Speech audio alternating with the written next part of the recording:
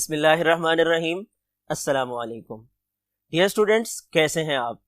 मैं वकार अरशद, आपका biology teacher. आइए लेक्चर को डिस्कस करने के लिए चलते हैं व्हाइट बोर्ड की तरफ।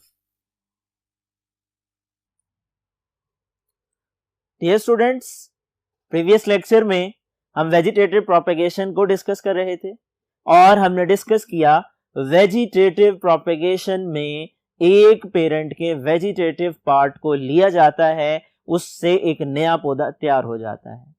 वेजिटेटिव प्रोपेगेशन का जो पूरा प्रोसीजर है, नेचुरल वेजिटेटिव प्रोपेगेशन और आर्टिफिशियल वेजिटेटिव प्रोपेगेशन, ये दोनों मौजूआत हमारे इस चैप्टर का हिस्सा हैं और प्रीवियस लेक्चर में हमने नेचुरल वेजिटेटिव प्रोपेगेशन को डिस्कस किया था। यहां पर यह बात समझ लीजिए कि वेजिटेटिव प्रोपेगेशन जो हम डिस्कस कर चुके हैं नेचुरल मेथड्स से होती है, वो 6 तरीकों से होती है। वो 6 तरीके कौन से हैं? वो 6 तरीके हैं bulbs, corms, rhizomes, stem, tuber, sucker and leaf. हमने डिस्कस किया कि बल्ब के जरिए, कॉम्स के जरिए, राइजोम के जरिए, ट्यूबर्स के जरिए, सकर्स और लीव्स के जरिए से कुदरती तौर पर वेजिटेटिव प्रोपेगेशन का अमल पौधों में पाया जाता है। और ये तमाम तरीका हाय कार दरअसल वेजिटेटिव पार्ट से ताल्लुक रखते हैं कि जिसके अंदर अंडरग्राउंड स्टेम को इस्तेमाल किया जाता है नए पौधे के बनने के लिए। और हर एक की मुख्तलिफ मिसालों को हमने डिस्कस किया। जो नेक्स्ट मेथड है वो है आर्टिफिशियल वेजिटेटिव प्रोपेगेशन का। आर्टिफिशियल का लफ्ज इस्तेमाल किया जाता है मसनूई के लिए, नेचुरल का लफ्ज इस्तेमाल किया जाता है कुदरती के लिए।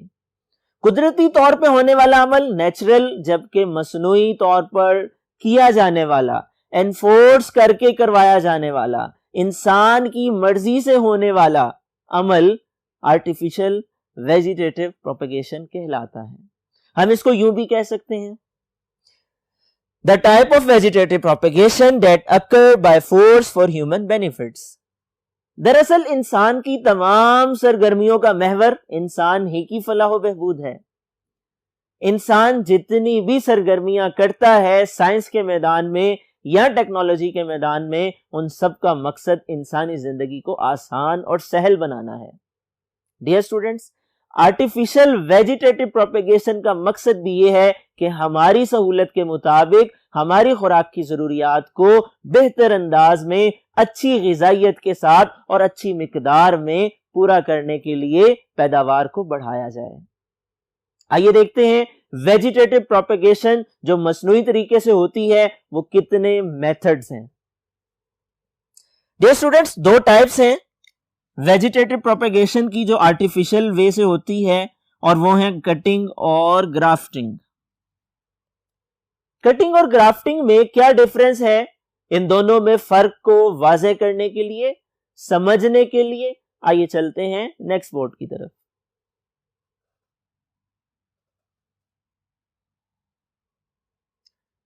Dear students, first type is cutting. Cutting का लफ्ज इस्तेमाल होता है हमारी रोजमर्रा जिंदगी में। कहां इस्तेमाल होता है? जी हां, इस्तेमाल होता है तराश खराश के लिए, और ये बालों की तराश खराश भी है। लेकिन यहां पे बालों का ताल्लुक नहीं है, यहां पे कटिंग का ताल्लुक पौधों के साथ है। कटिंग को उर्दू में कलमकारी कहा जाता है। कलमकारी के अमल में हम पौधे के किसी एक हिस्से का इंतखाब करते हैं, और वो हिस्सा कोई जड़ का पार्ट भी हो सकता है, तने का पार्ट भी हो सकता है, लेकिन उसके लिए शर्त यह है कि वो मेरिस्टेमेटिक टिश्यूज वाला होना चाहिए। डियर स्टूडेंट्स, मेरिस्टेमेटिक टिश्यू किसको कहा जाता है? दरअसल ये ऐसे प्लांट टिश्यूज हैं जो ग्रोथ और डेवलपमेंट में हेल्प करते हैं। इनका मकसद क्या है? इनका मकसद पौधों की नुशोनुमा करवाना है। इनका मकसद सेल्स की तादाद को बढ़ाना है। ये एपिक्स में भी पाए जाते हैं, ये लिटरल साइड्स पे भी पाए जाते हैं। ऊपर वाली टिप्स के ऊपर भी मौजूद होते हैं और दाएं बाएं की टिप्स पे भी पाए जाते हैं। डियर स्टूडेंट्स, 9th क्लास में recall your memory, meristematic tissue की डिटेल हमने डिस्कस की। जो एपिक्स में पाए जाते हैं वो एपिकल मेरिस्टम कहलाते हैं, और जो लिटरल साइड्स पे दाएं बाएं जानिबी अतराफ में पाए जाते हैं वो लिटरल मेरिस्टम्स कहलाते हैं। ये मेरिस्टेमेटिक टिश्यूज का होना इसलिए जरूरी है कि हम कटिंग के तौर पर पौधे का जो हिस्सा ले रहे हैं उसको पेरेंट बॉडी से हमने जब अलग करना है, अलग से मिट्टी के अंदर दबाना है, अलग से उसको पानी लगाना है, अलग से उसकी खुराक का बंदोबस्त करना है, तो उसके अंदर ऐसे टिश्यूज होने चाहिए जो ग्रोथ कर सके, जिनमें सेल डिवीजन हो सके और वो कटिंग एक मुकम्मल नए पौधे में तब्दील हो सके। यही वजह है कि हम कटिंग के दौरान इस बात का खास ख्याल रखते हैं। कटिंग के बारे में अगर शॉर्ट क्वेश्चन आ जाए तो आप लिख सकते हैं पार्ट ऑफ स्टेम और root having meristematic regions placed in a suitable soil and under right conditions. मसनूई तरीके से वेजिटेटिव प्रोपेगेशन का ये मेथड दरअसल मुश्तमिल है ऐसे तरीकाकार पर कि जिसमें हम पौधे का एक पार्ट लेते हैं जो जड़ या तने पर मुश्तमिल होता है और उसके अंदर मेरिस्टेमेटिक टिश्यू पाए जाते हैं, उसको हम मिट्टी के अंदर, ऐसी मिट्टी के अंदर दबाते हैं जो सूटेबल है, जो फेवरेबल है, जिसके अंदर तमाम ग़िज़ाई अज्जा मौजूद हैं, जिसकी स्ट्रक्चर बेहतरीन है, जो अच्छा एनवायरनमेंट और मीडियम प्रोवाइड कर सकती है। उस मिट्टी के अंदर हम इस पार्ट को अलग से दबा देते हैं, लगा देते हैं, उसके बाद पानी देते हैं, खुराक का बंदोबस्त करते हैं और एनवायरमेंटल कंडीशंस को मॉनिटर करते हुए पौधे की नशोनुमा करवाते हैं। डियर स्टूडेंट्स, इसकी एग्जाम्पल क्या है, ये कटिंग का तरीका किन पौधों में इस्तेमाल किया जाता है, आइए देखते हैं। रोज, ग्रेप वाइन्स, शुगर केन। रोज गुलाब को कहा जाता है, ग्रेप वाइन्स अंगूर की बेल को कहा जाता है, शुगर केन ये गन्ने को कहा जाता है। और इन तीनों मिसालों में एक चीज कॉमन है कि इनकी स्टेम को एज अ कटिंग हम इस्तेमाल करते हैं। इसी तरह से स्वीट पोटैटो की बात की जाए तो इसकी जड़ को, इसकी रूट को हम कटिंग के तौर पर इस्तेमाल करते हैं, बिकॉज स्वीट पोटैटो पौधे की जड़ ही है, ये ज़ेरे जमीन हिस्सा है। डियर स्टूडेंट्स, नेक्स्ट टाइप क्या है आर्टिफिशियल वेजिटेटिव प्रोपेगेशन की? ग्राफ्टिंग। ग्राफ्टिंग का लफ्ज उर्दू में भी बोला जाता है, इसको उर्दू में पेवंदकारी कहा जाता है। पेवंद का लफ्ज आप उर्दू में पढ़ चुके होंगे। पेवंद का लफ्ज इस्तेमाल होता है किसी जिस्म के हिस्से पर, किसी कपड़े के हिस्से पर कोई टांका लगा देना, कोई दूसरा टुकड़ा लगा देना सिलाई करके। यहां पर भी ग्राफ्टिंग का लफ्ज इसी माने में, पेवंदकारी का लफ्ज इसी माने में इस्तेमाल हुआ है। इस तरीका कार में क्या किया जाता है, एक पौधा जो डेवलप्ड रूट सिस्टम के साथ जमीन में दबा हुआ है, लगा हुआ है, स्टेबल है, उसके ऊपर हम किसी दूसरे पौधे का तना काट कर लगा देते हैं और उन दोनों को आपस में जोड़ देते हैं। नतीजे के तौर पर कुछ दिनों के बाद रूट सिस्टम रखने वाला पौधा और उसके ऊपर लगाया जाने वाला नया पौधा जिसका तना जोड़ा गया है, दोनों के वेस्कुलर बंडल, जाइलम और फ्लोएम, एपिडर्मिस और बकिया तमाम सेल्स और टिश्यूज आपस में मर्ज कर जाते हैं, जुड़ जाते हैं। और अल्लाह ताला की एक बहुत बड़ी कुदरत है कि वो दोनों जुड़ने के बाद जो नई पैदावार लेकर के आते हैं उसमें जड़ वाले पौधे की खसूसियात भी पाई जाती हैं, तने वाले पौधे की खसूसियात भी पाई जाती हैं। इस अमल को ग्राफ्टिंग या पेवंदकारी का नाम दिया जाता है। In this, a piece of stem is cut from plant and attached with another plant with established root system.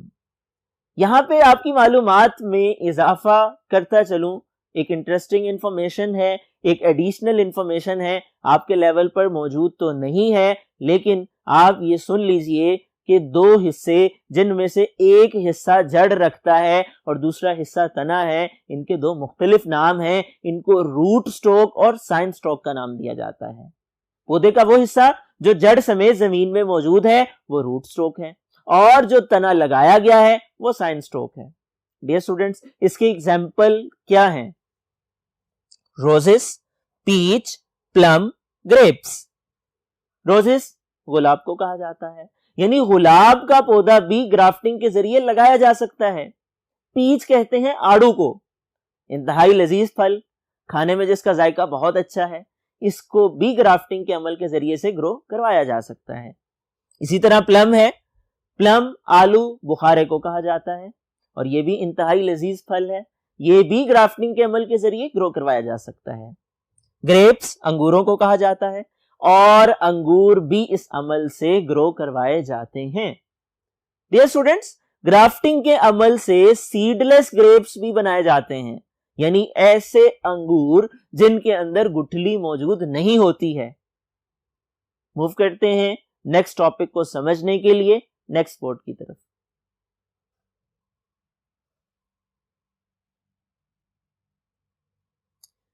Dear students, ये मुख्तलिफ मेथड्स थे वेजिटेटिव प्रोपेगेशन के जिन्हें हम डिस्कस कर रहे थे, जो नेचुरल और आर्टिफिशियल तरीके से होती है। अगला हमारा जो मौजू है वो इसकी अहमियत के हवाले से है। सिग्निफिकेंस में दो चीजें शामिल हैं, एक एडवांटेज और दूसरा डिसएडवांटेज। यानी अहमियत में खाली फायदे शामिल नहीं हैं बल्कि नुकसानात भी आते हैं। तो हम देखते हैं कि सिग्निफिकेंस में कौन से फायदे और कौन से नुकसानात हैं जो ताल्लुक रखते हैं वेजिटेटिव प्रोपेगेशन से। सबसे पहले एडवांटेजेस हैं। एडवांटेजेस की बात की जाए तो इनके मुख्तलिफ फायदे हैं। वो फायदे क्या हैं? Genetically identical offspring.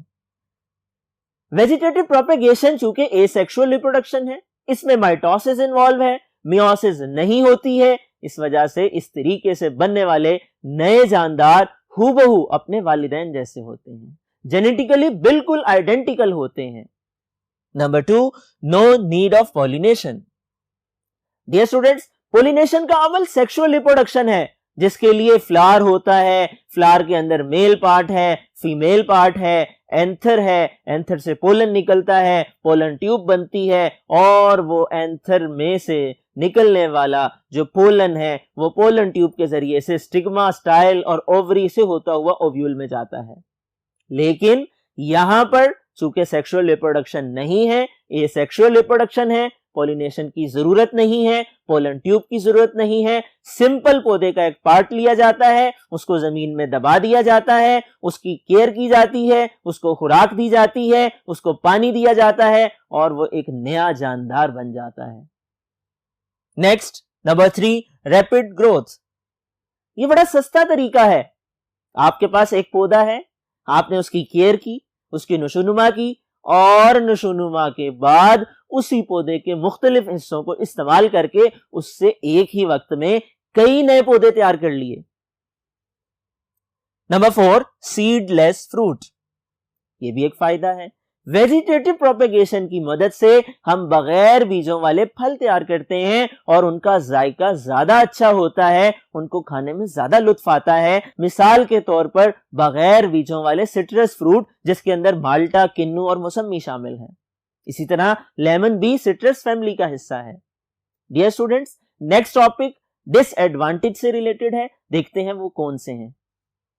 डिसएडवांटेजेस में नंबर 1, नो वेरिएशंस। चूंकि ये एसेक्सुअल रिप्रोडक्शन है, इसमें माइटोसिस इन्वॉल्व है, नई बनने वाली नस्ल हूबहू वालिदैन जैसी होती है, उसके अंदर कोई चेंज नहीं आता है, जेनेटिक मटेरियल भी सेम होता है। Number 2, species specific disease. जो पहला नुकसान है वेरिएशन ना होने का वो ये है कि नई तब्दीलियां ना होने की वजह से नई खसूसियात जानदारों में पैदा नहीं होती।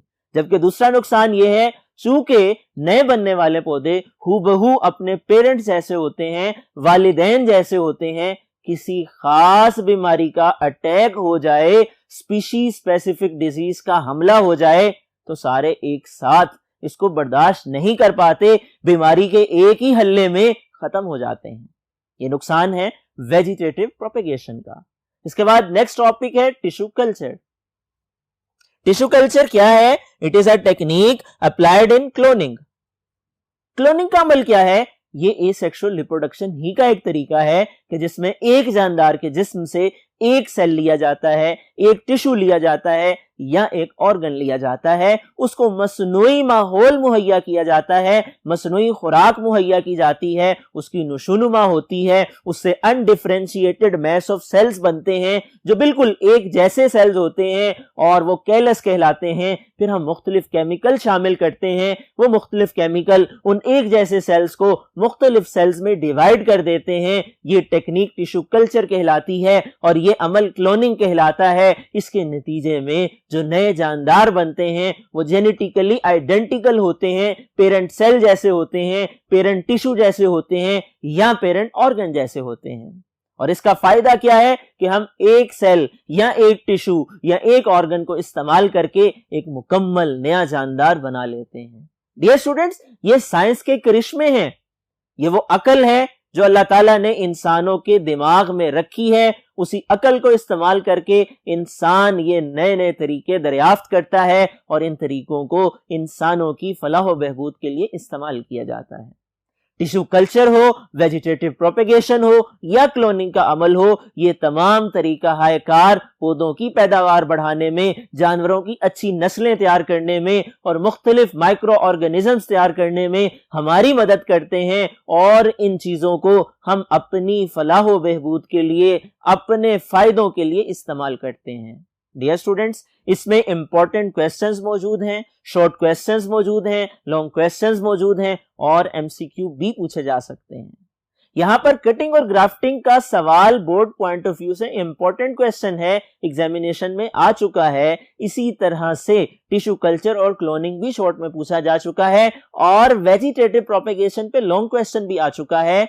आपने हर हवाले से इन सवालात को तैयार करना है, राइट डाउन करना है और इम्तिहानात में अगर ये सवाल आ जाएं तो आपकी तैयारी पूरी होने की सूरत में यकीनी तौर पर आप इंशाल्लाह पूरे नंबर हासिल कर लेंगे। डियर स्टूडेंट्स, ये आज का लेक्चर था। मुझे उम्मीद है आपको समझ आ गया होगा। अगले लेक्चर तक अपना ख्याल रखिएगा। अल्लाह हाफिज।